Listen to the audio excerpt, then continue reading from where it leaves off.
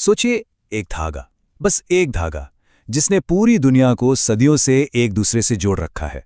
महाद्वीपों को, उनकी अर्थव्यवस्थाओं को इसने एक ऐसा ताना बाना बुना है जिसे हम ग्लोबल ट्रेड कहते हैं। तो ये सिर्फ एक फसल नहीं, ये तो एक पूरी क्रांति है। जी हाँ, हम बात कर रहे हैं कपास की, वो रेशा जिसने सचमुच दुनिया का नक्शा ही बदल डाला। इसी ने औद्योगिक क्रांति की नींव रखी और न जाने कितने देशों की किस्मत लिख दी। तो समझिए, ये कहानी सिर्फ धागे या कपड़े की नहीं है, ये कहानी है व्यापार की, टेक्नोलॉजी की और हमारे अपने इतिहास की। तो चलिए, सूती कपड़ा उद्योग की इस ग्लोबल तस्वीर को जरा करीब से देखते हैं। ये उत्पादन और व्यापार का एक ऐसा कॉम्प्लेक्स वेब है जो आज के मॉडर्न कॉमर्स की परिभाषा तय करता है। तो ये कहानी शुरू कहाँ से होती है? जाहिर है, खेतों से। और कच्चे कपास यानी रॉ कॉटन के उत्पादन में भारत दुनिया में नंबर 1 पर है। उसके ठीक पीछे हैं चीन और अमेरिका। तो ये है वो स्टार्टिंग पॉइंट जहां से पूरी ग्लोबल सप्लाई चेन की शुरुआत होती है। लेकिन अब यहां एक बहुत ही दिलचस्प मोड़ आता है। जब हम कपड़ा निर्यातकों यानी टेक्सटाइल एक्सपोर्टर्स की बात करते हैं तो नक्शा एकदम बदल जाता है। यहां पर चीन का दबदबा है और बांग्लादेश जैसे देश एक बहुत बड़ी ताकत बनकर उभरे हैं। ये एक बड़ी इकोनॉमिक रियलिटी को दिखाता है। मतलब, जो देश सबसे ज्यादा कपास उगा रहा है, जरूरी नहीं कि वही सबसे ज्यादा कपड़ा बनाकर बेचे भी। इस ग्लोबल पैटर्न को और अच्छे से समझने के लिए क्यों ना एक केस स्टडी पर फोकस करें। और भारत से बेहतर क्या हो सकता है, जो दुनिया का सबसे बड़ा रॉ कॉटन प्रोड्यूसर है। देखिए, भारत में इस इंडस्ट्री का सफर 3 अलग-अलग फेज में देखा जा सकता है। पहला था शुरुआती दौर, जहां ब्रिटिश नीतियों के चलते काफी संघर्ष करना पड़ा। फिर आया मुख्य विकास का दौर, जब इसका विस्तार हुआ, और आखिर में आजादी के बाद इसका मॉडर्न ट्रांसफॉर्मेशन। शुरुआत में सारा एक्शन मुंबई में था, इतना कि उसे भारत का कॉटनोपोलिस कहा जाने लगा। और इसकी वजह थी एक परफेक्ट रेसिपी। कपास के खेत पास थे, मशीनें मंगाने और कपड़ा बाहर भेजने के लिए बंदरगाह था, पारसी व्यापारियों के पास पैसा था और सस्ता लेबर भी आसानी से मिल जाता था। तो चलिए, अब उन मेन फैक्टर्स को तोड़कर समझते हैं जो ये तय करते हैं कि कोई टेक्सटाइल मिल आखिर लगेगी कहां, चाहे वो पहले की बात हो या आज की। यहां एक बड़ा ही इंटरेस्टिंग पैराडॉक्स है। देखिए, कपास एक प्योर रॉ मटेरियल है, मतलब प्रोसेसिंग में इसका वजन कम नहीं होता। फिर भी भारी भरकम कपास को एक जगह से दूसरी जगह ले जाना बहुत महंगा पड़ता है। और यही वजह है कि आज भी 80 से 90% इंडस्ट्री वहीं है जहां कपास उगता है।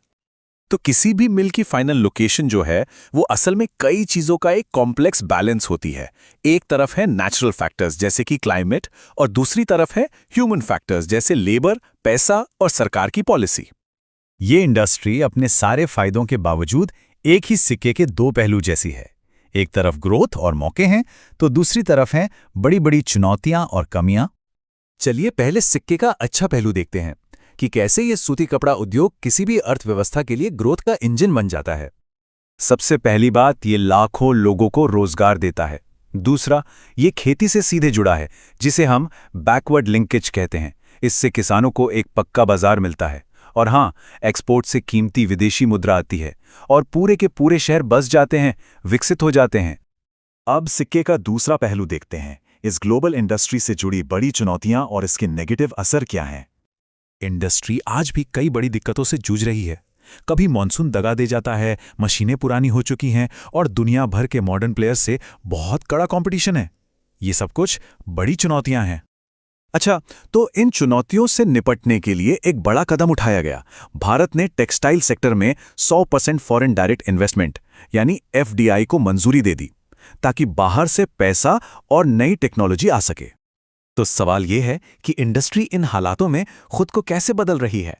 चलिए देखते हैं कि नई नीतियां और इनोवेशन इन कमियों को दूर करने की कोशिश कैसे कर रहे हैं। सरकार ने कई योजनाएं शुरू की हैं, जैसे कि ATUS स्कीम टेक्नोलॉजी अपग्रेड करने के लिए है, मित्रा पार्क वर्ल्ड क्लास इंफ्रास्ट्रक्चर बना रहे हैं, और समर्थ स्कीम वर्कर्स की स्किल बढ़ाने पर काम कर रही है। खेती के लेवल पर देखें तो BT कॉटन का आना एक गेम चेंजर साबित हुआ। ये एक जेनेटिकली मॉडिफाइड फसल है जो बॉलवर्म जैसे कीड़ों से खुद को बचा सकती है। इसने फसल के नुकसान को बहुत कम किया और यवतमाल जैसे इलाकों को भारत की कपास राजधानी बना दिया। और ये बात इस इंडस्ट्री की कहानी को बिल्कुल सटीक तरीके से बयां करती है। एक छोटी सी घरेलू इंडस्ट्री से लेकर एक ग्लोबल पावर हाउस बनने तक का ये सफर लगातार बदलते रहने और खुद को नए हालातों में ढालने की ही कहानी है। इस ग्लोबल धागे का भविष्य अभी भी बुना जा रहा है। एक तरफ बेहिसाब आर्थिक मौके हैं तो दूसरी तरफ बड़ी सामाजिक और पर्यावरण से जुड़ी चुनौतियां। अब सवाल यही उठता है कि क्या पॉलिसी और इनोवेशन मिलकर इस पुरानी इंडस्ट्री के लिए एक बेहतर और सस्टेनेबल भविष्य बुन पाएंगे? कॉटन टेक्सटाइल इंडस्ट्री की अब ये एक ऐसा सेक्टर है जो सिर्फ हमारे आपके कपड़ों तक ही सीमित नहीं है, बल्कि इसका सीधा ताल्लुक है ग्लोबल इकोनॉमिक्स और डिप्लोमेसी से। तो चलिए एक सवाल से शुरू करते हैं। कभी सोचा है कि एक मामूली सी टी शर्ट जो हम पहनते हैं, उसकी कीमत, उसका लेना देना देशों के बीच होने वाले बड़ी बड़ी डिप्लोमेटिक डील से कैसे हो सकता है?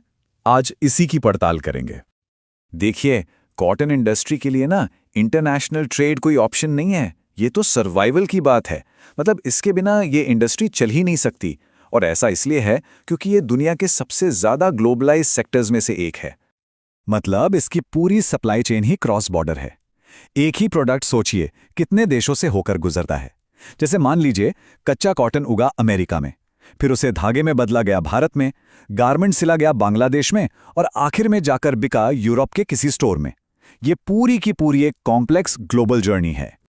तो फिर इन ट्रेड एग्रीमेंट्स को इस इंडस्ट्री की लाइफलाइन क्यों कहा जाता है? देखिए, ये सिर्फ कुछ कागजी समझौते नहीं है। असल में ये 3 बहुत जरूरी काम करते हैं। पहला, ये टैरिफ यानी इंपोर्ट एक्सपोर्ट पर लगने वाले टैक्स को खत्म करते हैं। दूसरा, ये जो अभी हमने कॉम्प्लेक्स सप्लाई चेन की बात की, उसे आसान बनाते हैं। और तीसरा, जो सबसे अहम है, ये दूसरे देशों के बाजारों तक पहुंच यानी मार्केट एक्सेस दिलाते हैं, जिसके बिना ये इंडस्ट्री टिक ही नहीं सकती। अच्छा, तो सवाल ये है कि ये एग्रीमेंट्स काम कैसे करते हैं? चलिए जरा इसके मैकेनिक्स को समझते हैं, क्योंकि तभी हम इनकी इफेक्टिवनेस को सही से समझ पाएंगे। तो सबसे पहली और सबसे बड़ी रुकावट होती है टैरिफ।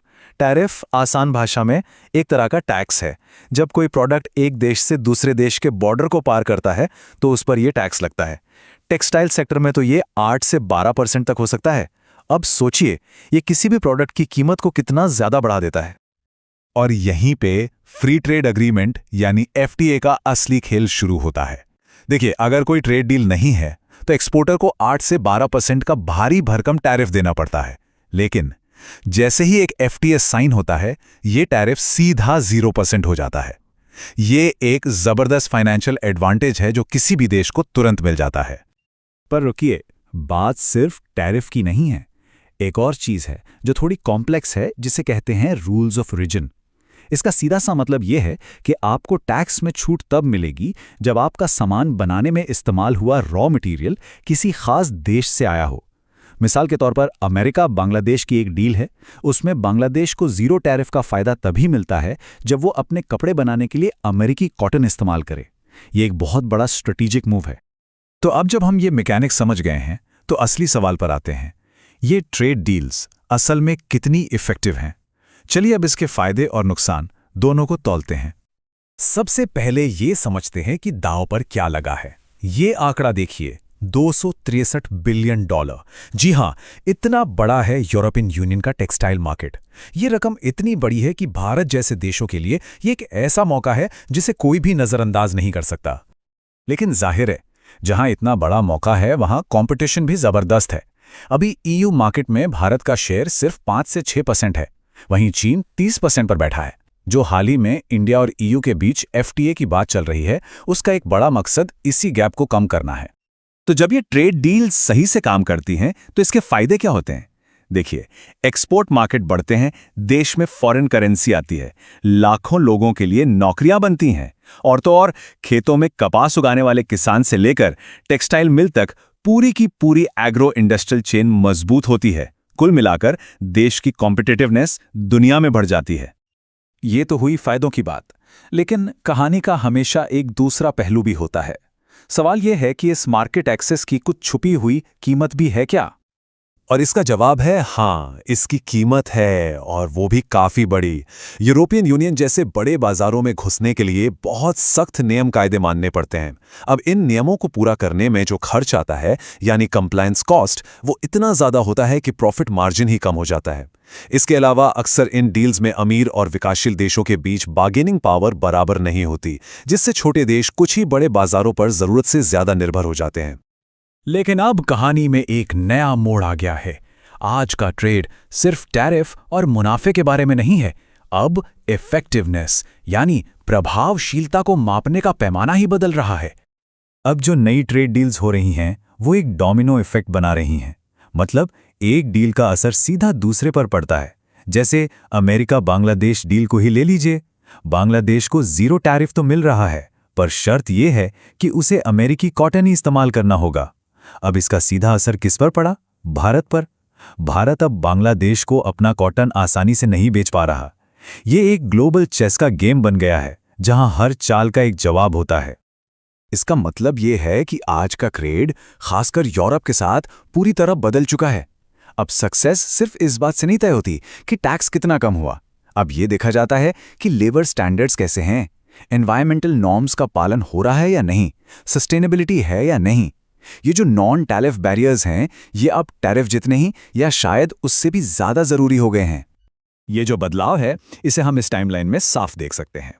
1974 में कोटा वाला सिस्टम था। फिर 2005 में WTO ने कंपटीशन के लिए बाजार खोल दिए, और अब हम 2026 की तरफ बढ़ रहे हैं, जहां ग्रीन डील जैसे नियम तय कर रहे हैं कि किसे मार्केट में एंट्री मिलेगी और किसे नहीं। तो अब ट्रेड सिर्फ इकोनॉमिक्स का खेल नहीं रहा, ये वैल्यूज का भी खेल बन गया है। और ये बात हमें इस एक लाइन पर ले आती है जो सब कुछ कह देती है। कॉटन टेक्सटाइल इंडस्ट्री सिर्फ एक इंडस्ट्री नहीं है, ये एक डिप्लोमैटिक टूल है। मतलब ये सिर्फ बिजनेस नहीं है, ये डिप्लोमेसी है, ये ग्लोबल पावर का खेल है। तो फिर हमारा आखिरी निष्कर्ष क्या है? एक बैलेंस्ड नजरिया ये कहता है कि cotton textile industry trade deals में एक बहुत पावरफुल एक्सपोर्ट इंजन तो है, लेकिन इसकी सफलता पर अब रेगुलेटरी, एनवायरमेंटल और पॉलिटिकल फैक्टर्स का शिकंजा कसता जा रहा है। और हम आपको इसी एक बड़े सवाल के साथ छोड़कर जा रहे हैं, क्या ये इंडस्ट्री भविष्य में प्रॉफिट और प्रिंसिपल यानी मुनाफे और उसूलों दोनों को एक साथ बुन पाएगी? क्योंकि इस नए दौर में जो अडैप्ट करेगा और डाइवर्सिफाई करेगा वही आगे बढ़ेगा।